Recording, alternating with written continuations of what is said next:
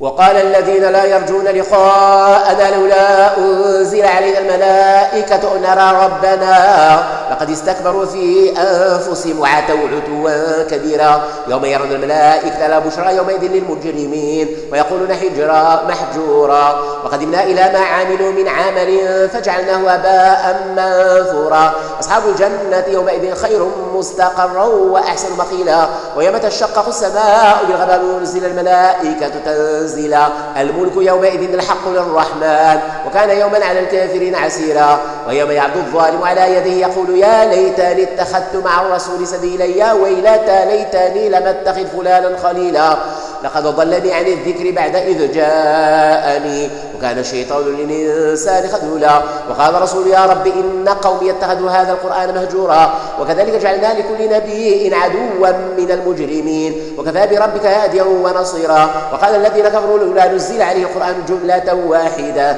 كذلك لنثبت به فؤادك ورتلناه ترتيلا ولا يأتونك بمثل إلا جئناك بالحق وأحسن تفسيرا الذين يحشرون على وجوههم إلى جهنم أولئك شر مكانا وأضل سبيلا ولقد آتينا موسى الكتاب وجعلنا معه أخاه هارون وزيرا فقلنا اذهبا إلى القوم الذين كذبوا بآياتنا فدمرناهم تدميرا وقوم نوح لما كذبوا الرسل أغرقناهم وجعلناهم للناس آية واعتدنا للظالمين عذابا أليما وعادا وثمودا وأصحاب الرس وقرونا بين ذلك كثيرا وكلا ضربنا له الأمثال وكلا تبرنا تتبيرا ولقد أتوا على القرية التي أمطرت مطر السوء أفلم يكونوا يرونها بل كانوا لا يرجون نشورا وإذا رأوك إن يتخذونك إلا هزؤا هذا الذي بعث الله رسولا إن كاد ليضلنا عن آلهتنا لولا أن صبرنا عليها وسوف يعلمون حين يرون العذاب من أضل سبيلا أرأيت من اتخذ إلهه هواه أفأنت تكون عليه وكيلا أم تحسب أن أكثرهم يسمعون أو يعقلون إن هم إلا كالأنعام بل هم أضل سبيلا ألم تر إلى ربك كيف مد الظل ولو شاء لجعله ساكنا ثم جعلنا الشمس عليه دليلا ثم قبضناه إلينا قبضا يسيرا وهو الذي جعل لكم الليل لباسا والنوم سباتا وجعل النهار نشورا وهو الذي أرسل الرياح نشورا بين يدي رحمته وأنزلنا من السماء ماء طهورا لنحيي به بلدة ميتا ونسقيه مما خلقنا أنعاما وأناسيا كثيرا ولقد صرفناه بينهم ليذكروا فأبى أكثر الناس إلا كفورا ولو شئنا لبعثنا في كل قرية نذيرا فلا تطع الكافرين وجاهدهم به جهادا كبيرا وهو الذي مرج البحرين هذا عذب فرات وهذا ملح أجاج وجعل بينهما برزخا وحجرا محجورا وهو الذي خلق من الماء بشرا فجعله نسبا وصهرا وكان ربك قديرا ويعبدون من دون الله ما لا ينفعهم ولا يضرهم وكان الكافر على ربه ظهيرا وما أرسلناك إلا مبشرا ونذيرا قل ما أسألكم عليه من أجر إلا من شاء يتخذ إلى ربه سبيلا وتوكل على الحي الذي لا يموت وسبح بحمده وكفى به بذنوب عباده خبيرا الذي خلق السماوات والأرض وما بينهما في 6 أيام ثم استوى على العرش الرحمن فاسأل به خبيرا وإذا قيل لهم اسجدوا للرحمن قالوا وما الرحمن أنسجد لما تأمرنا وزادهم نفورا تبارك الذي جعل في السماء بروجا وجعل فيها سراجا وقمرا منيرا وهو الذي جعل الليل والنهار خلفة لمن أراد أن يذكر أو أراد شكورا وعباد الرحمن الذين يمشون على الأرض هونا وإذا خاطبهم الجاهلون قالوا سلاما والذين يبيتون لربهم سجدا وقياما والذين يقولون ربنا اصرف عنا عذاب جهنم إن عذابها كان غراما إنها ساءت مستقرا ومقاما والذين إذا أنفقوا لم يسرفوا ولم يقاتلوا وكان بين ذلك قواما والذين لا يدعون مع الله إلها آخر ولا يقاتلون النفس التي حرم الله إلا بالحق ولا يزنون ومن يفعل ذلك يلقى أثاما يضاعف له العذاب يوم القيامة ويخلد فيه مهانا إلا من تاب وآمن وعمل عملا صالحا فأولئك يبدل الله سيئات حسنات وكان الله غفورا رحيما ومن تاب وعمل صالحا فإنه يتوب إلى الله متابا والذين لا يشهدون يشهدون الزور وإذا مروا باللغو مروا كراما والذين إذا ذكروا بآيات ربهم لم يخروا عليها صما وعميانا والذين يقولون ربنا هب لنا من أزواجنا وذرياتنا قرة أعين واجعلنا للمتقين إماما أولئك يجزون الغرفة بما صبروا ويلقون فيها تحية وسلاما خالدين فيها حسنت مستقرا ومقاما قل ما يعبأ بكم ربي لولا دعاؤكم فقد كذبتم فسوف يكون لزاما. بسم الله الرحمن الرحيم طاسيم تلك آيات الكتاب المبين لعلك باخع نفسك ألا يكونوا مؤمنين إن نشأ ننزل عليهم من السماء آية فظلت أعناقهم لا خاضعين وما يأتي من ذكر من الرحمن محدث إلا كانوا عنه معرضين فقد كذبوا فسيأتيهم أنباء ما كانوا به يستهزئون أولم يروا إلى الأرض كما أنبتنا فيها من كل زوج كريم إن في ذلك الآية وما كان أكثرهم مؤمنين وإن ربك لهو العزيز الرحيم وإذ نادى ربك موسى أن ائت القوم الظالمين قوم فرعون ألا يتقون قال رب إني أخاف أن يكذبوني ويضيق صدري ولا ينطلق لساني فأرسل إلى هارون ولهم علي ذنب فأخاف أن يقتلون قال كلا فاذهبا بآياتنا إنا معكم مستمعون فأتيا فرعون فقولا إنا رسول رب العالمين أن أرسل معنا بني إسرائيل قال ألم نربك فينا وليدا ولبثت فينا من عمرك سنين وفعلت فعلتك التي فعلت وأنت من الكافرين قال فعلتها إذا وأنا من الضالين ففررت منكم لما خفتكم فوهب لي ربي حكما وجعلني من المرسلين وتلك نعمة تمنها علي أن عبدت بني إسرائيل قال فرعون وما رب العالمين قال رب السماوات والأرض وما بينهما إن كنتم موقنين قال لمن حوله ألا تستمعون قال ربكم ورب آبائكم الولين قال إن رسولكم الذي أرسل إليكم لمجنون قال رب المشرق والمغرب وما بينهما إن كنتم تعقلون قال لئن اتخذت إلها غيري لأجعلنك من المسجونين قال أولو جئتك بشيء مبين قال فات به إن كنت من الصادقين فألقى عصاه فإذا هي ثعبان مبين ونزع يده فإذا هي بيضاء للناظرين قال للملأ حوله إن هذا لساحر عليم يريد أن يخرجكم من أرضكم بسحره فماذا تأمرون قالوا أرجي وأخاه وابعث في المدائن حاشرين يأتوك بكل سحار عليم فجمع السحرة لميقات يوم معلوم وقيل للناس هل أنتم مجتمعون لعلنا نتبع السحرة إن كانوا هم الغالبين فلما جاء السحرة قالوا لفرعون أئن لنا لأجرا إن كنا نحن الغالبين قال نعم وإنكم إذا لمن المقربين قال لهم موسى ألقوا ما أنتم ملقون فألقوا حبالهم وعصيهم وقالوا بعزة فرعون إنا لنحن الغالبون فألقى موسى عصاه فإذا هي تلقف ما يافكون فألقي السحرة ساجدين قالوا آمنا برب العالمين رب موسى وهارون قال آمنتم له قبل أن آذن لكم إنه لكبيركم الذي علمكم السحر فلسوف تعلمون لأقطعن أيديكم وأرجلكم من خلاف ولأصلبنكم أجمعين قالوا لا ضير إنا إلى ربنا منقلبون إنا نطمع أن يغفر لنا ربنا خطايانا أن كنا أول المؤمنين ووحينا إلى موسى أن اسر بعبادي إنكم متبعون فأرسل فرعون في المدائن حاشرين إن هؤلاء لشرذمة قليلون وإنهم لنا لغائظون وإنا لجميع حاذرون فأخرجناهم من جنات وعيون وكنوز ومقام كريم كذلك وأورثناها بني إسرائيل فأتبعوهم مشرقين فلما تراءى الجمعان قال أصحاب موسى إنا لمدركون قال كلا إن معي ربي سيهدين فوحينا إلى موسى أن اضرب بعصاك البحر فانفلق فكان كل فرق كالطود العظيم وأزلفنا ثم الآخرين وأنجينا موسى ومن معه أجمعين ثم أغرقنا الآخرين إن في ذلك الآية وما كان أكثر المؤمنين وإن ربك له العزيز الرحيم واتلو عليهم نبأ إبراهيم إذ قال لأبيه وقومه ما تعبدون قالوا نعبد أصناما فنظل لها عاكفين قال هل يسمعونكم إذا تدعون أو ينفعونكم أو يضرون قالوا بل وجدنا آباءنا كذلك يفعلون قال أفرأيتم ما كنتم تعبدون أنتم وآباؤكم الأقدمون فإنهم عدو لي إلا رب العالمين الذي خلقني فهو يهدين والذي هو يطعمني ويسقيني وإذا مرضت فهو يشفين والذي يميتني ثم يحيين والذي أطمع أن يغفر لي خطيئتي يوم الدين رب هب لي حكما وألحقني بالصالحين واجعل لي لسان صدق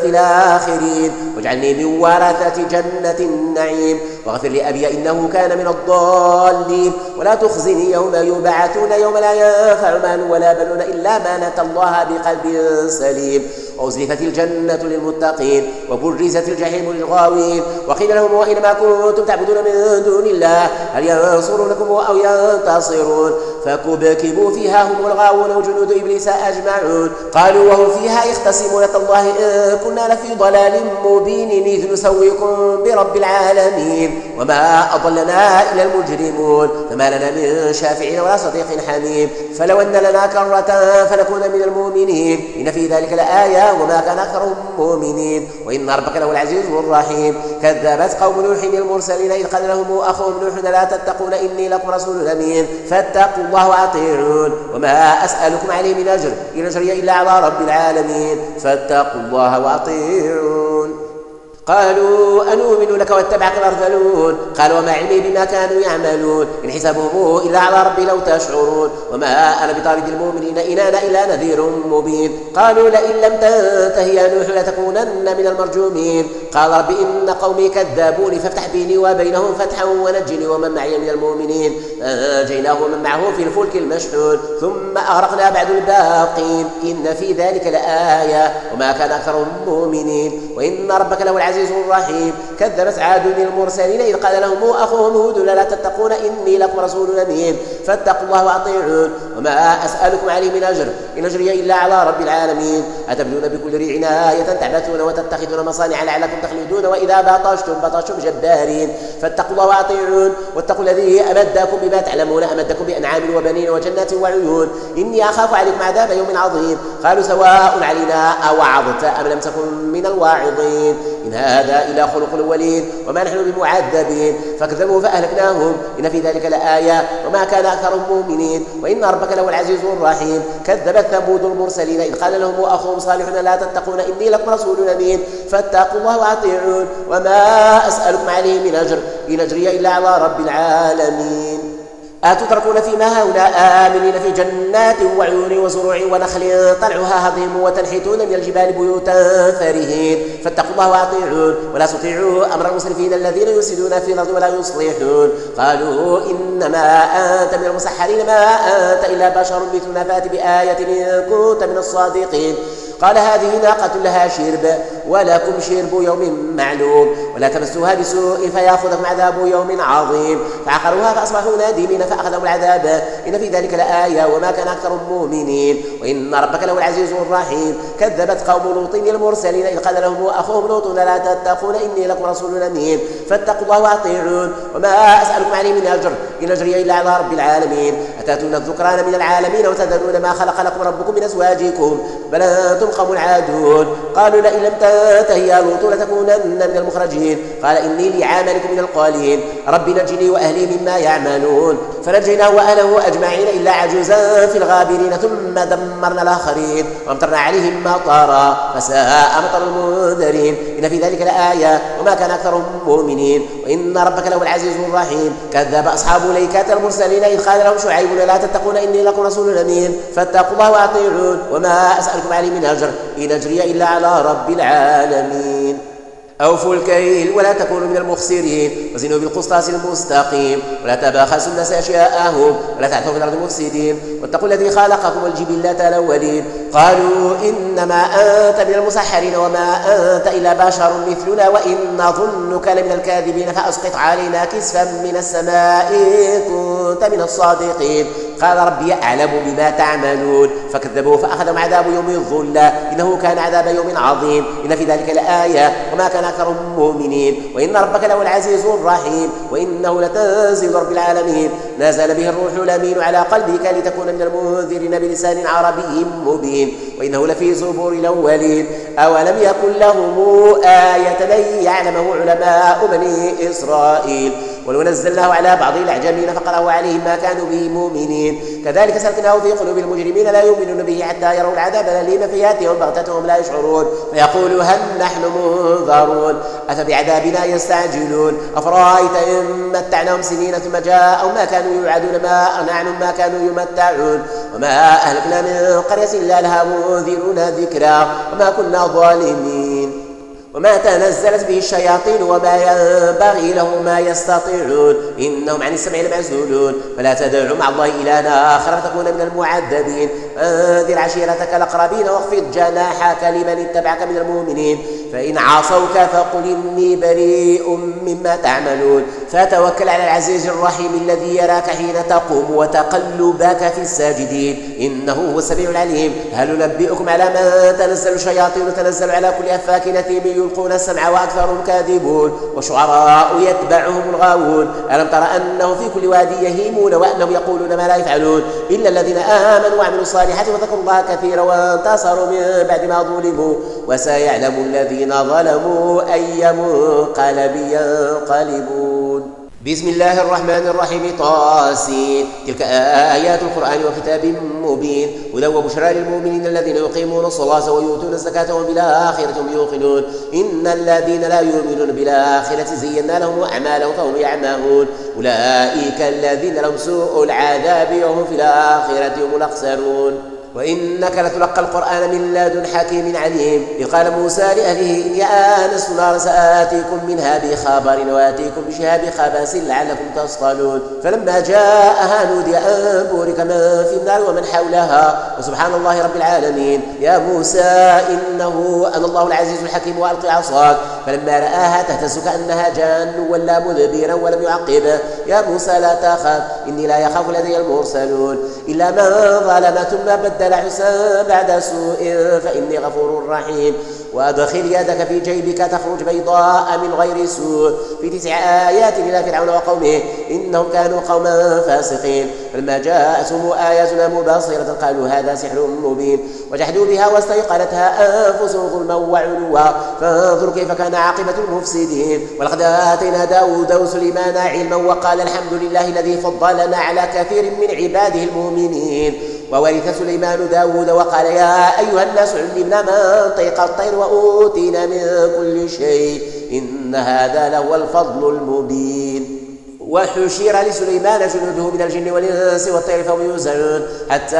إذا أتوا على وادي النمل قالت نملة يا أيها النمل ادخلوا مساكنكم لا يحطمنكم سليمان وجنوده وهم لا يشعرون فتبسم ضاحكا من قولها وقال رب أوزعني أن أشكر نعمتك التي أنعمت علي وعلى والدي وأن أعمل صالحا ترضاه وأدخلني برحمتك في عبادك الصالحين وتفقد الطير فقال ما لي لا أرى الهدهد أم كان من الغائبين لأعذبنه عذابا شديدا أو لأذبحنه أو ليأتيني بسلطان مبين فمكث غير بعيد فقال أحط بما لم تحط به وجئتك من سبأ بنبأ يقين إني وجدت امرأة تملكهم وأوتيت من كل شيء ولها عرش عظيم وجدتها وقومها يسجدون للشمس من دون الله وزين لهم الشيطان أعمالهم فصدهم عن السبيل فهم لا يهتدون ألا يسجدوا لله الذي يخرج الخبأ في السماوات والأرض ويعلم ما يخفون وما يعلنون الله لا إله إلا هو رب العرش العظيم قال سننظر أصدقت أم كنت من الكاذبين اذهب بكتابي هذا فألقه إليهم ثم تول عنهم فانظر ماذا يرجعون قالت يا أيها الملأ إني ألقي إلي كتاب كريم إنه من سليمان وإنه بسم الله الرحمن الرحيم ألا تعلوا علي واتوني مسلمين قالت يا أيها الملأ أفتوني في أمر ما كنت قاطعة أمرا حتى تشهدون قالوا نحن أولو قوة وأولو بأس شديد والأمر إليك فانظري ماذا تأمرين قالت إن الملوك إذا دخلوا قرية نفسدوها وجعلوا أعزة أهلها أذلة وكذلك يفعلون وإني مرسلة إليهم بهدية فناظرة بما يرجع المرسلون فلما جاء سليمان قال أتمدونني بمال فما آتاني الله خير مما آتاكم بل أنتم بهديتكم تفرحون ارجع إليه فلنأتينهم بجنود لا قبال لهم بها ولنخرجنهم منها أذلة وهم صاغرون قال يا أيها الملأ أيكم يأتيني بعرشها قبل أن يأتوني مسلمين قال عفريت من الجن أنا آتيك به قبل أن تقوم من مقامك وإني عليه لقوي أمين قال الذي عنده علم من الكتاب أنا آتيك به قبل أن يرتد إليك طرفك فلما رآه مستقرا عنده قال هذا من فضل ربي ليبلوني أشكر وما أكفر وما شكر فإنما يشكر لنفسه وما كفر فإن ربي غني كريم. قال نكروا لها عرشها ننظر تهتدي أم تكون من الذين لا يهتدون فلما جاءت قيل أهكذا عرشك قالت كأنه هو وأوتينا العلم من قبلها وكنا مسلمين وصدها ما كانت تعبد من دون الله إنها كانت من قوم كافرين قيل لها ادخلي الصرح فلما رأته حسبته لجة وكشفت عن ساقيها قال إنه صرح ممرد من قوارير قالت رب إني ظلمت نفسي وأسلمت مع سليمان لله رب العالمين ولقد أرسلنا إلى ثمود أخاهم صالحا نعبد الله فإذا هم فريقان يختصمون قال يا قوم لم تستعجلون بالسيئات قبل الحسنة لولا تستغفرون الله لعلكم ترحمون قالوا اطيرنا بك وبمن معك قال طائركم عند الله بل أنتم قوم تفتنون وكان في المدينة 9 رهط يفسدون في الأرض ولا يصلحون قالوا تقاسموا بالله لنبيتنه وأهله ثم لنقولن لوليه ما شهدنا مهلاك أهله وإنا لصادقون ومكروا مكرا ومكرنا مكرا وهم لا يشعرون فانظر كيف كان عاقبة مكرهم إنا دمرناهم وقومهم أجمعين فتلك بيوتهم خاوية بما ظلموا إن في ذلك لآية لقوم يعلمون وأنجينا الذين آمنوا وكانوا يتقون ولوطا إذ قال لقومه أتأتون الفاحشة وأنتم تبصرون أئنكم لتأتون الرجال شهوة من دون النساء بل أنتم قوم تجهلون فما كان جواب قومه إلا أن قالوا أخرجوا آل لوط من قريتكم إنهم أناس يتطهرون فأنجيناه وأهله إلا امرأته وقدرناها من الغابرين وأمطرنا عليهم مطرا فساء مطر المنذرين قل الحمد لله وسلام على عباده الذين اصطفى الله خير مما تشركون أمن خلق السماوات والأرض وأنزل لكم من السماء ماء فأنبتنا به حدائق ذات بهجة ما كان لكم أن تنبتوا شجرها أإله مع الله بل هم قوم يعدلون أمن جعل الأرض قرارا وجعل خلالها أنهارا وجعل لها رواسي وجعل بين البحرين حاجزا أإله مع الله بل أكثرهم لا يعلمون أمن يجيب المضطر إذا دعاه ويكشف السوء ويجعلكم خلفاء الأرض أإله مع الله قليلا ما تذكرون أمن يهديكم في ظلمات البر والبحر ومن يرسل الرياح نشرا بين يدي رحمته أإله مع الله تعالى الله عما يشركون أمن يبدأ الخلق ثم يعيده ومن يرزقكم من السماء والأرض أإله مع الله قل هاتوا برهانكم إن كنتم صادقين قل لا يعلم من في السماوات والأرض الغيب إلا الله وما يشعرون أيان يبعثون بل ادارك علم في الآخرة بل هم في شك منها بل هم منها عمون وقال الذين كفروا إذا كنا ترابا وآباؤنا أئنا لمخرجون لقد وعدنا هذا نحن وآباؤنا من قبل إن هذا إلا أساطير الأولين قل سيروا في الأرض فانظروا كيف كان عاقبة المجرمين ولا تحزن عليهم ولا تكن في ضيق مما يمكرون ويقولون متى هذا الوعد إن كنتم صادقين قل عسى أن يكون رديف لكم بعض الذي تستعجلون وإن ربك لذو فضل على الناس ولكن أكثرهم لا يشكرون وإن ربك لا يعلم ما تكن صدورهم وما يعلنون وما من غائبة في السماء والأرض إلا في كتاب مبين إن هذا القرآن يقص على بني إسرائيل أكثر الذي هم فيه يختلفون وإنه لهدى ورحمة للمؤمنين إن ربك يقضي بينهم بحكمه وهو العزيز العليم فتوكل على الله إنك على الحق المبين إنك لا تسمع الموتى ولا تسمع الصم الدعاء إذا ولوا مدبرين وما أنت بهذه العمي عن ضلالاتهم تسمع إلى من يؤمن بآياتنا فهم مسلمون وإذا وقع القول عليهم أخرجنا لهم دابة من الأرض تكلمهم إن الناس كانوا بآياتنا لا يوقنون ويوم نحشر من كل أمة فوجا ممن يكذب بآياتنا فهم يوزعون حتى إذا جاءوا قال أكذبتم بآياتي ولم تحيطوا بها علما أم ماذا كنتم تعملون ووقع القول عليهم بما ظلموا فهم لا ينطقون ألم يروا أنا جعلنا الليل ليسكنوا فيه والنهار مبصرا إن في ذلك لآيات لقوم يؤمنون ويوم ينفخ في الصور ففزع من في السماوات ومن في الأرض إلا من شاء الله وكلنا داخرين وترى الجبال تحسبها جامدة وهي تمر مر السحاب صنع الله الذي أتقن كل شيء إنه خبير بما تفعلون من جاء بالحسنة فله خير منها وهم من فزع يومئذ آمنون ومن جاء بالسيئة فكبت وجوههم في النار هل تجزون إلى ما كنتم تعملون إنما أمرت أن أعبد رب هذه البلدة الذي حرمها وله كل شيء أمرت أن أكون من المسلمين وأن أتلو القرآن فمن اهتدى فإنما يهتدي لنفسه ومن ضل فقل إنما أنا من المنذرين وقل الحمد لله سيريكم آياته فتعرفونها وما ربك بغافل عما تعملون بسم الله الرحمن الرحيم طاسيم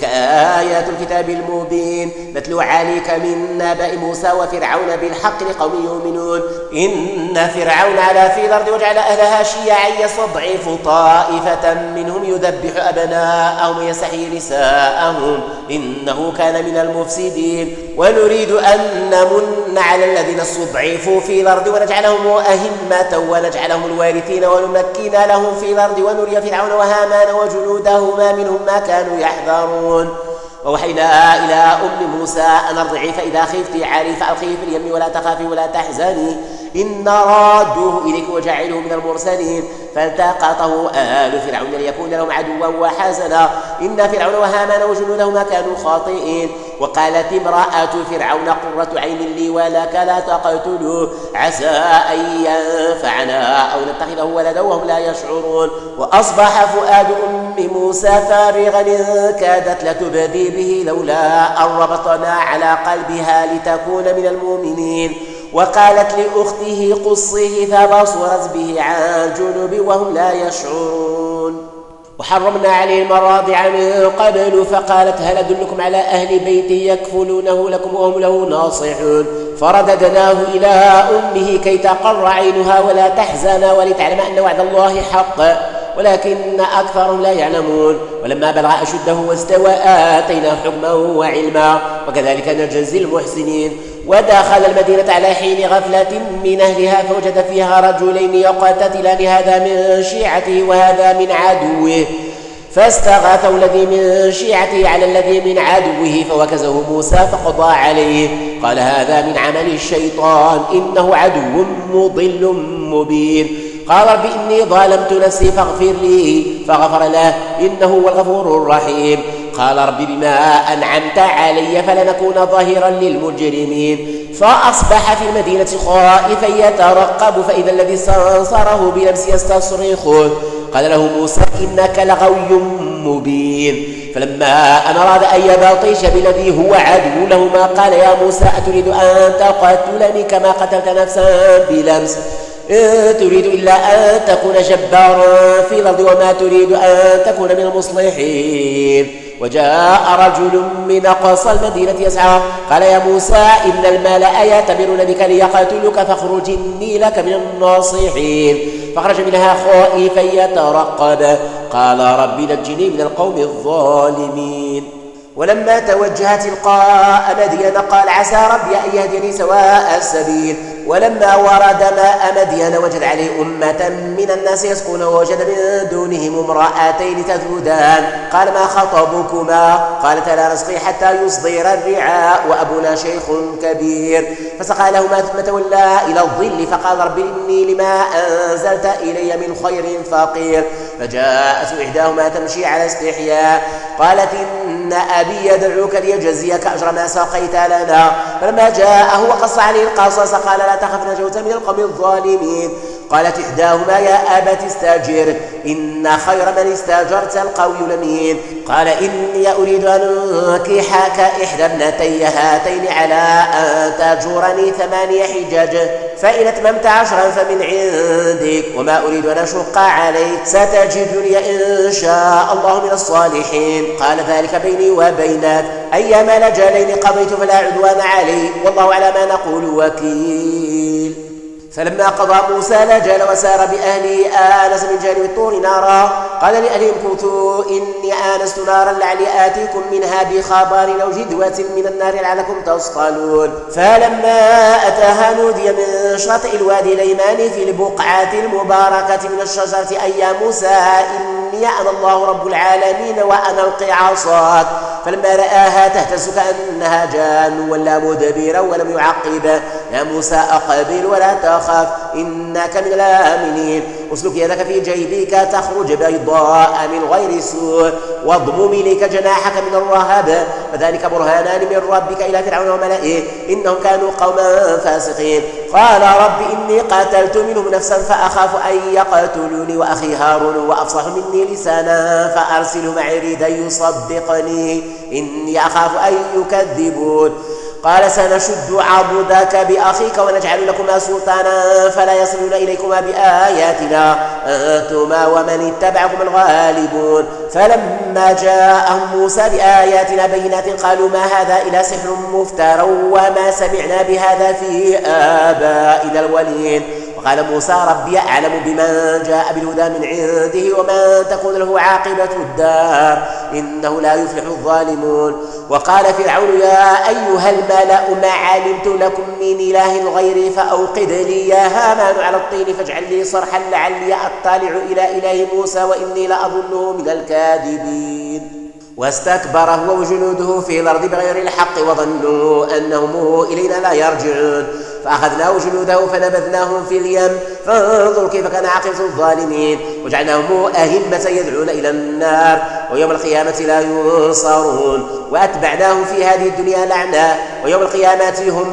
من المقبوحين ولقد آتينا موسى الكتاب من بعد ما أهلكنا القرون الأولى بصائر للناس وهدى ورحمة لعلهم يتذكرون وما كنت بجانب الغرب إذ قضينا إلى موسى الأمر وما كنت من الشاهدين ولكننا أنشأنا قرونا فتطاول عليهم العمر وما كنت ثاويا في أهل مدين تتلو عليهم آياتنا ولكننا كنا مرسلين وما كنت بجانب الطور إذ نادينا ولكن رحمة من ربك لتنذر قوما ما أتاهم من نذير من قبلك لعلهم يتذكرون ولولا أن تصيبهم مصيبة بما قدم أيديهم فيقولوا ربنا لولا أرسلت إلينا رسولا فنتبع آياتك ونكون من المؤمنين فلما جاءهم الحق من عندنا قالوا لولا أوتي مثل ما أوتي موسى أولم يكفروا بما أوتي موسى من قبل قالوا ساحران تظاهرا وقالوا إنا بكل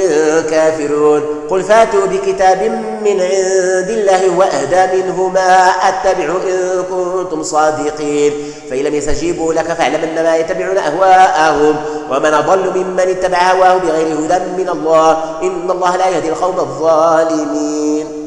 ولقد وصلنا لهم القول لعلهم يتذكرون الذين آتيناهم الكتاب من قبله هم به يؤمنون وإذا يتلى عليهم قالوا آمنا به إنه الحق من ربنا إنا كنا من قبله مسلمين أولئك يؤتون أجرهم مرتين بما صبروا ويدرؤون بالحسنة السيئة ومما رزقناهم ينفقون وإذا سمعوا اللغو أعرضوا عنه وقالوا لنا أعمالنا ولكم أعمالكم سلام عليكم لا نبتغي الجاهلين إنك لا تهدي من أحببت ولكن الله يهدي من يشاء وهو أعلم بالمهتدين وقالوا إن نتبع الهدى معك نتخطف من أرضنا أولم نمكن لهم حرمنا آمنا تجبى إليه ثمرات كل شيء رزقا من لدنا ولكن أكثرهم لا يعلمون وكما أهلكنا من قرية بطيرت معيشتها فتلك مساكنه لم تسكن من بعدهم إلا قليلا وكنا نحن الوارثين وما كان ربك مهلك القرى حتى يبعث في أمها رسولا يتلو عليهم آياتنا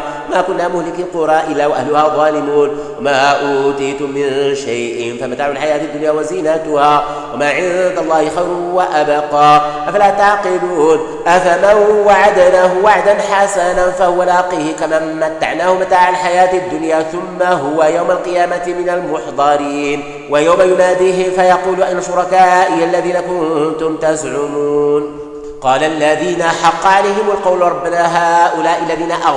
أغويناهم كما غوينا تبرأنا إليك ما كانوا إيانا يعبدون وقيل ادعوا شركاءكم فدعوهم فلم يستجيبوا لهم ورأوا العذاب لو أنهم كانوا يهتدون ويوم يناديهم فيقول ماذا أجبتم المرسلين فعميت عليهم الأنباء يومئذ فهم لا يتساءلون فما من تاب وآمن وعمل صالحا فعسى أن يكون من المفلحين وربك يخلق ما يشاء ويختار ما كان لهم الخيار سبحان الله تعالى عما يشركون وربك يعلم ما تكن صدورهم وما يعلنون وهو الله لا إله إلا هو له الحمد في الأولى والآخرة وله الحكم وإليه ترجعون قل رأيتم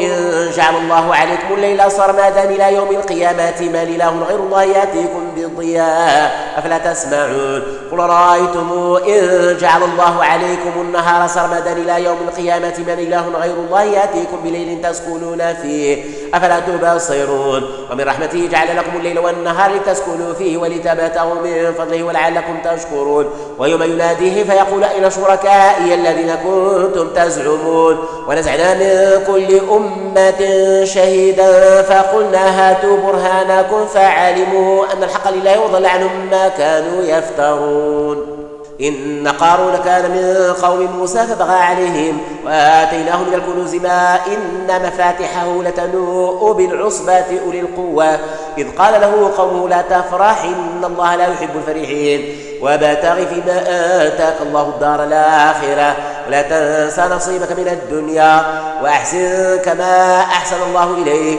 ولا تبغي الفساد في الأرض إن الله لا يحب المفسدين قال إنما أوتيته على علم عندي أولم يعلم أن الله قد هلك من قبله من القرون من هو أشد منه قوة وأكثر جمعا ولا يسأل عن ذنوبهم المجرمون فخرج على قومه في زينته قال الذين يريدون الحياة الدنيا يا ليت لنا مثل ما أوتي قارون إنه لذو حظ عظيم وقال الذين أوتوا العلم ويلكم ثواب الله خير لمن آمن وعمل صالحا ولا يلقاها إلا الصابرون فخسفنا به وبداره الأرض فما كان له من فئة ينصرونه من دون الله وما كان من المنتصرين وأصبح الذين تمنوا مكانه بلمس يقولون ويكأن الله يبسط الرزق لمن يشاء من عباده ويقدر لولا أمن الله علينا لخسف بنا ويكأنه لا يفلح الكافرون تلك الدار الآخرة نجعلها للذين لا يريدون علوا في الأرض ولا فسادا والعاقبة للمتقين من جاء بالحسنة فله خير منها ومن جاء بالسيئة فلا يجزى الذين عملوا السيئات إلا ما كانوا يعملون إن الذي فرض عليك القرآن لرادك إلى معاد قل ربي يعلم من جاء بالهدى ومن هو في ضلال مبين وما كنت ترجو أن يلقى إليك الكتاب إلا رحمة من ربك فلا تكونن ظهيرا للكافرين ولا يصدنك عن آيات الله بعد إذ أنزلت إليك وادع إلى ربك ولا تكونن من المشركين ولا تدع مع الله إلها آخر لا إله إلا هو كل شيء هالك إلا وجهه له الحكم وإليه ترجعون بسم الله الرحمن الرحيم ألف لام ميم أحسب الناس أن يتركوا أن يقولوا آمنا وهم لا يفتنون ولقد فتنا الذين من قبلهم فليعلمن الله الذين صدقوا وليعلمن الكاذبين أم حسب الذين يعملون السيئات أن يسبقونا ساء ما يحكمون من كان يرجو لقاء الله فإن أجل الله لآت وهو السميع العليم ومن جاهد فإنما يجاهد لنفسه إن الله لغني عن العالمين والذين آمنوا وعملوا الصالحات لنكفرن عنهم سيئاتهم ولنجزينهم أحسن الذي كانوا يعملون ووصينا الإنسان بوالديه حسنا وإن جاهداك لتشرك بما ليس لك به علم فلا تطعهما إلي مرجعكم فأنبئكم بما كنتم تعملون والذين آمنوا وعملوا الصالحات لندخلنهم في الصالحين ومن الناس من يقول آمنا بالله فإذا أوذي في الله جعل فتنة الناس كعذاب الله ولئن جاء نصر من ربك ليقولن إنا كنا معكم أوليس الله بأعلم بما في صدور العالمين وليعلمن الله الذين آمنوا وليعلمن المنافقين وقال الذين كفروا للذين آمنوا اتبعوا سبيلنا ولنحمل خطاياكم وما هم بحاملين من خطاياهم من شيء إنهم لكاذبون ولا يحملن أثقالهم وأثقالا مع أثقالهم وليسألن يوم القيامة عما كانوا يفترون. ولقد أرسلنا نوحا إلى قومه فلبث فيهم 1000 سنة إلا 50 عاما فأخذهم الطوفان وهم ظالمون فأنجيناه وأصحاب السفينة وجعلناها آية للعالمين. وإبراهيم إذ قال لقومه اعبدوا الله واتقوه ذلكم خير لكم إن كنتم تعلمون. إنما تعبدون من دون الله أوثانا وتخلقون إفكا إن الذين تعبدون من دون الله لا يملكون لكم رزقا فابتغوا عند الله الرزق واعبدوه واشكروا له إليه ترجعون. وإن تكذبوا فقد كذب أمم من قبلكم وما على رسول إلا البلاغ المبين. أولم يروا كيف يبدئ الله الخلق ثم يعيده إن ذلك على الله يسير. قل سيروا في الأرض فانظروا كيف بدأ الخلق ثم الله ينشئ النشأة الآخرة إن الله على كل شيء قدير. يعذب من يشاء ويرحم من يشاء وإليه تقلبون. وما أنتم بمعجزين في الأرض ولا في السماء وما لكم من دون الله من ولي ولا نصير. والذين كفروا بآيات الله ولقائه أولئك يئسوا من رحمته وأولئك لهم عذاب أليم. فما كان جواب قومه إلا أن قالوا قتلوه أو حرقوه فأنجاه الله من النار إن في ذلك لآيات لقوم يؤمنون. وقال إنما اتخذتم من دون الله أوثانا مودة بينكم في الحياة الدنيا ثم يوم القيامة يكفر بعضكم ببعض ويلعن بعضكم بعضا ومأواكم النار وما لكم من ناصرين. فآمن له لوط وقال إني مهاجر إلى ربي إنه هو العزيز الحكيم. وهبنا له إسحاق ويعقوب وجعلنا في ذريته النبوءة والكتاب وآتيناه أجره في الدنيا إنه في الآخرة لمن الصالحين. ولوطا إذ قال لقومه إنكم لتأتون الفاحشة ما سبقكم بها من أحد من العالمين أئنكم لتأتون الرجال وتقطعون السبيل وتأتون في ناديكم المنكر. فما كان جواب قومه إلا أن قالوا ائتنا بعذاب الله إن كنت من الصادقين. قال رب انصرني على القوم المفسدين. ولما جاءت رسلنا إبراهيم بالبشرى قالوا إنا مهلكو أهل هذه القرية إن أهلها كانوا ظالمين. قال إن فيها لوطا قالوا نحن أعلم بمن فيها لننجينه وأهله إلا امرأته كانت من الغابرين. ولما أن جاءت رسلنا لوطا سيء بهم وضاق بهم ذرعا وقالوا لا تخف لا تحزن إنا منجوك وأهلك إلا امرأتك كانت من الغابرين إنا منزلون على أهل هذه القرية رجزا من السماء بما كانوا يفسقون. ولقد تركنا منها آية بينة لقوم يعقلون. وإلى مدين أخاهم شعيبا فقال يا قوم اعبدوا الله وارجوا اليوم الآخر ولا تعثوا في الأرض مفسدين فكذبوا فأخذتهم الرجفة فأصبحوا في دارهم جاثمين. وعادا وثمودا وقد تبين لكم من مساكنهم وزين لهم الشيطان أعمالهم فصدهم عن السبيل وكانوا مستبصرين. وقارون وفرعون وهامان ولقد جاءهم موسى بالبينات فاستكبروا في الأرض وما كانوا سابقين فكلنا أخذنا بذنبه فمنهم من أرسلنا عليه حاصبا ومنهم من أخذته الصيحة ومنهم من خسفنا به الأرض ومنهم من أغرقنا وما كان الله ليظلمهم ولكن كانوا أنفسهم يظلمون. مثل الذين اتخذوا من دون الله أولياء كمثل العنكبوت اتخذت بيتا وإن أوهن البيوت لبيت العنكبوت لو كانوا يعلمون إن الله يعلم ما تدعون من دونه من شيء وهو العزيز الحكيم. وتلك الأمثال نضربها للناس وما يعقلها إلا العالمون. خلق الله السماوات والأرض بالحق إن في ذلك لآية للمؤمنين. اتل ما أوحي إليك من الكتاب وأقم الصلاة إن الصلاة تنهى عن الفحشاء والمنكر ولذكر الله أكبر والله يعلم ما تصنعون. ولا تجادلوا أهل الكتاب إلا بالتي هي أحسن إلا الذين ظلموا منهم وقولوا آمنا بالذي أنزل إلينا وأنزل إليكم وإلهنا وإلهكم واحد ونحن له مسلمون. وكذلك أنزلنا إليك الكتاب الذين آتيناهم الكتاب يؤمنون به ومن هؤلاء من يؤمن به وما يجحد بآياتنا إلا الكافرون وما كنت تتلو من قبله من كتاب ولا تخطه بيمينك إذا لارتاب المبطلون بل وآيات بينات في صدور الذين أوتوا العلم وما يجحد بآياتنا إلا الظالمون وقالوا لولا أنزل عليه آيات من ربه قل إنما الآيات عند الله وإنما أنا نذير مبين أولم يكفهم أنا أنزلنا عليك الكتاب يتلى عليهم إن في ذلك لرحمة وذكرى لقوم يؤمنون قل كفى بالله بيني وبينكم شهيدا يعلم ما في السماوات والأرض والذين آمنوا بالباطل وكفروا بالله أولئك هم الخاسرون ويستعجلونك بالعذاب ولولا آجال مسمى لجاءهم العذاب وليأتينهم بغتة وهم لا يشعرون يستعجلونك بالعذاب وإن جهنم لمحيطة بالكافرين يوم يغشاهم العذاب من فوقهم ومن تحت أرجلهم ويقول ذوقوا ما كنتم تعملون يا عبادي الذين آمنوا إن أرضي واسعة فإياي فاعبدون كل نفس ذائقة الموت ثم إلينا ترجعون والذين آمنوا وعملوا الصالحات لنبوئنهم من الجنة غرفا تجري من تحتها النار خالدين فيها نعم أجر العاملين الذين صبروا وعلى ربهم يتوكلون وكأين من دابة لا تحمل رزقها الله يرزقها وإياكم وهو السميع العليم ولئن سألتهم من خلق السماوات والأرض وسخر الشمس والقمر ليقولن الله فأنى يؤفكون الله يبسط الرزق لمن يشاء من عباده ويقدر له إن الله بكل شيء عليم ولئن سألتهم من نزل من السماء ماء فأحيا به الأرض من بعد موتها ليقولن الله قل الحمد لله بل أكثرهم لا يعقلون وما هذه الحياة الدنيا إلا لهو ولعب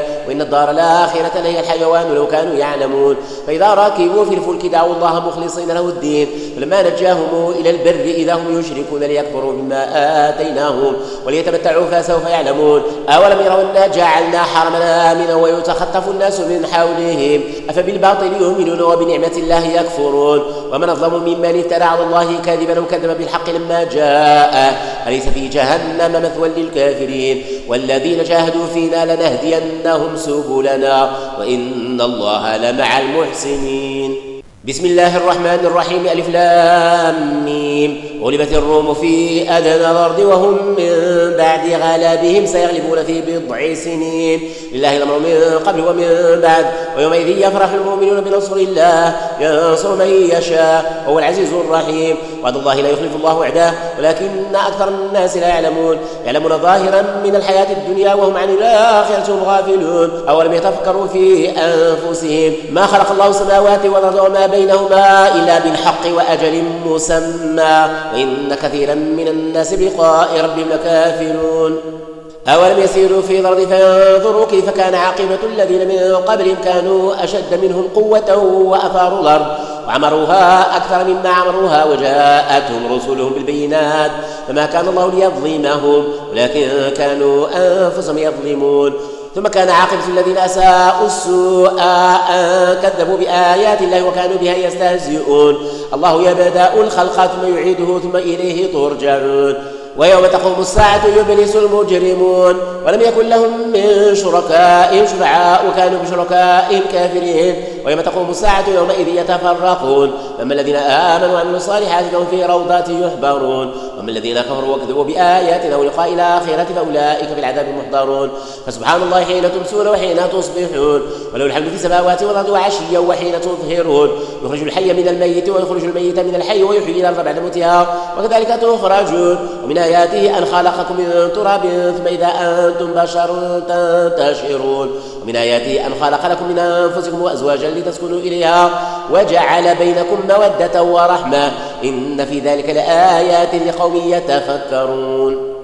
ومن آياته خلق السماوات والأرض واختلاف ألسنتكم وألوانكم إن في ذلك لآيات للعالمين ومن آياته منامكم بالليل والنهار وابتغاؤكم من فضله إن في ذلك لآيات لقوم يسمعون ومن آياته يريكم البرق خوفا وطمعا وينزل من السماء ماء فيحيي به الأرض بعد موتها إن في ذلك لآيات لقوم يعقلون من آياته أن تقوم السماء والأرض بأمره ثم إذا دعاكم دعوة من الأرض إذا أنتم تخرجون وله من في السماوات والأرض كل له قانتون وهو الذي يبدأ الخلق ثم يعيده وهو أهون عليه وله المثل الأعلى في السماوات والأرض وهو العزيز الحكيم. ضرب لكم مثلا من أنفسكم هل لكم مما ملكت أيمانكم من شركاء فيما رزقناكم فأنتم في سواء تخافونهم كخيفتكم أنفسكم كذلك نفصل الآيات لقوم يعقلون بل اتبع الذين ظلموا أهواءهم بغير علم فمن يهدي من ضل الله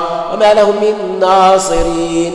فأقم وجهك للدين حنيفا فطرة الله التي فطر الناس عليها لا تبديل لخلق الله ذلك الدين القيم ولكن أكثر الناس لا يعلمون منيبين إليه واتقوا وأقيموا الصلاة ولا تكونوا من المشركين من الذين فرقوا دينهم وكانوا شيعا كل حزب بما لديه فرحون وإذا مس الناس ضر دعوا ربهم منيبين إليه ثم إذا أذاقهم منه رحمة إذا فريق منهم بربهم يشركون ليكفروا بما آتيناهم فتمتعوا فسوف تعلمون أما أنزلنا عليهم سلطانا فهو يتكلم بما كانوا به يشركون وإذا أذقنا الناس رحمة فرحوا بها وإن تصيبهم سيئة بما قدمت أيديهم إذا هم يقنطون أولم يروا أن الله يبسط الرزق لمن يشاء ويقدر إن في ذلك لآيات لقوم يؤمنون فآت ذي القربى حقه والمسكين وابن السبيل ذلك خير للذين يريدون وجه الله أولئك هم المفلحون وما آتيتم من ربا لتربوا في أموال الناس لا يربو عند الله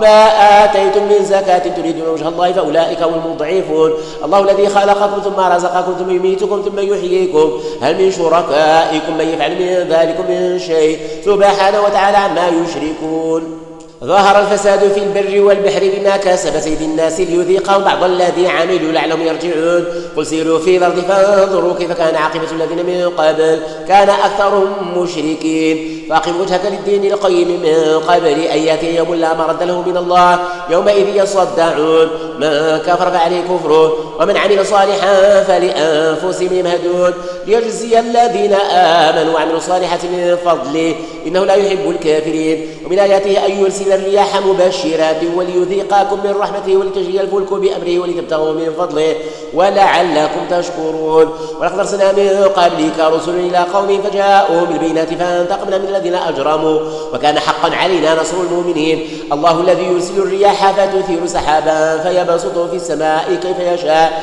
ويجعله كسفا فترى الودق يخرج من خلاله فإذا أصاب به من يشاء من عباده إذا هم يستبشرون وإن كانوا من قبل أن ينزل عليهم من قبله لمبلسين فانظر إلى آثار رحمة الله كيف يحيي الأرض بعد موتها إن ذلك لمحيي الموتى وهو على كل شيء قدير ولئن أرسلنا ريحا فرأوا مصفرا لظلوا من بعده يكفرون فإنك لا تسمع الموتى ولا تسمع الصم الدعاء إذا ولوا مدبرين وما أنت بهادي العمي عن ضلالتهم إن تسمع إلى من يؤمن بآياتنا فهم مسلمون الله الذي خلقكم من ضعف ثم جعل من بعد ضعف قوة ثم جعل من بعد قوة ضعفا وشيبا يخلق ما يشاء وهو العليم القدير ويوم تقوم الساعة يقاسم المجرمون ما لبثوا غير ساعة كذلك كانوا يؤفكون وقال الذين أوتوا العلم والإيمان لقد لبثتم في كتاب الله إلى يوم البعث فهذا يوم البعث ولكنكم كنتم لا تعلمون فيومئذ لا تنفع الذين ظلموا معذرتهم ولا هم يستعتبون ولقد ضربنا للناس في هذا القرآن من كل مثل ولئن جئتهم بآية ليقولن الذين كفروا إن أنتم إلا مباطلون كذلك يطبع الله على قلوب الذين لا يعلمون فاصبر إن وعد الله حق ولا يستخفنك الذين لا يوقنون. بسم الله الرحمن الرحيم ألف لام ميم تلك آيات الكتاب الحكيم هدى ورحمة للمحسنين الذين يقيمون الصلاة ويؤتون الزكاة وهم بالآخرة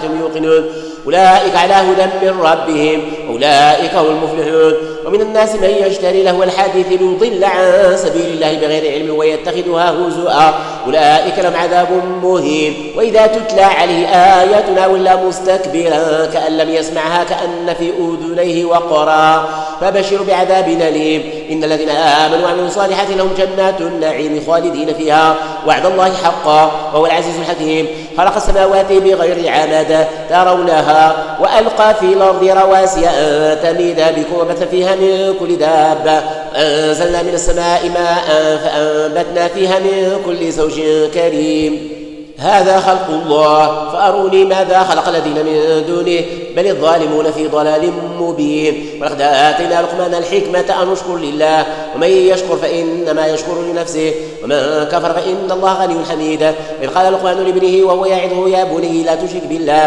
إن الشرك لظلم عظيم. ووصينا الإنسان بوالديه حملته أمه وهنا على وهن وفصاله في عامين أن اشكر لي ولوالديك إلي المصير. وإن جاهدك على أن تشرك بما ليس لك به علم فلا تطعهما وصاحبهما في الدنيا معروفا واتبع سبيل من أناب إليه ثم إلي مرجعكم فأنبئكم بما كنتم تعملون. يا بني إنها إن تكن مثقال حبة من خردل فتكن في صخرات وفي السماوات أو في الأرض يأت بها الله إن الله لطيف خبير. يا بني أقم الصلاة وأمر بالمعروف وانهى عن المنكر واصبر على ما أصابك إن ذلك من عزم الأمور. ولا تصعر خدك للناس ولا تمشي في الأرض مرحا إن الله لا يحب كل مختال فخور. واقصد في مشيك واغضض من صوتك إن أنكر الأصوات لصوت الحمير. ألم تروا أن الله سخر لكم ما في السماوات وما في الأرض وأسبغ عليكم نعمه ظاهرة وباطنة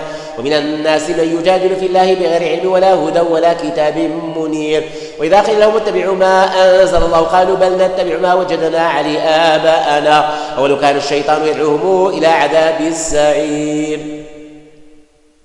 ومن يسلم وجهه إلى الله وهو محسن فقد استمسك بالعروة الوثقى وإلى الله عاقبة الأمور. ومن كفر فلا يحزنك كفره إلينا مرجعهم فننبئهم بما عملوا إن الله عليم بذات الصدور. نمتعهم قليلا ثم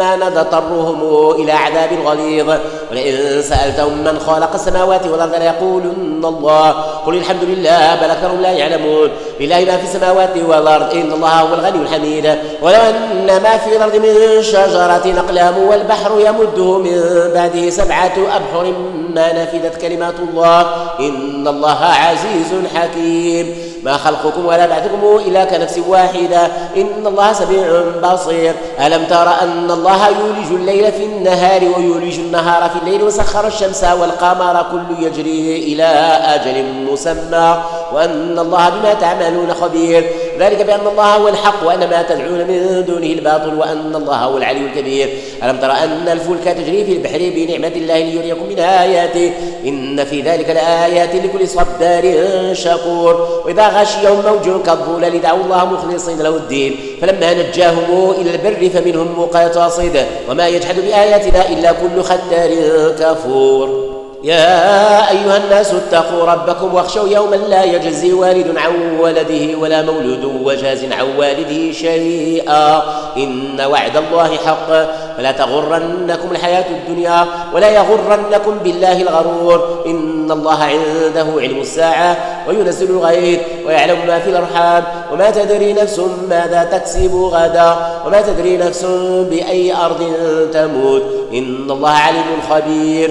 بسم الله الرحمن الرحيم ألف لام ميم تنزيل الكتاب لا ريب فيه من رب العالمين أم يقولون افتراه بل هو الحق من ربك لتنذر قوما ما أتاهم من نذير من قبلك لعلهم يهتدون. الله الذي خلق السماوات والأرض وما بينهما في 6 أيام ثم استوى على العرش ما لكم من دونه من ولي ولا شفيع أفلا تتذكرون. يدبر الأمر من السماء إلى الأرض ثم يعرج إليه في يوم كان مقداره 1000 سنة مما تعدون. ذلك عالم الغيب والشهادة العزيز الرحيم الذي أحسن كل شيء خلقه وبدأ خلق الإنسان من طين ثم جعل نسله من سلالة من ماء مهين ثم سواه ونفخ فيه من روحه وجعل لكم السمع والأبصار والأفئدة قليلا ما تشكرون. وقالوا أئذا ضللنا في الأرض إنا لفي خلق جديد بل هم بلقاء ربهم كافرون. قل يتوفاكم ملك الموت الذي وكل بكم ثم إلى ربكم ترجعون. ولو ترى إذ المجرمون ناكسوا رؤوسهم عند ربهم ربنا أبصرنا وسمعنا فارجعنا نعمل صالحا إنا موقنون.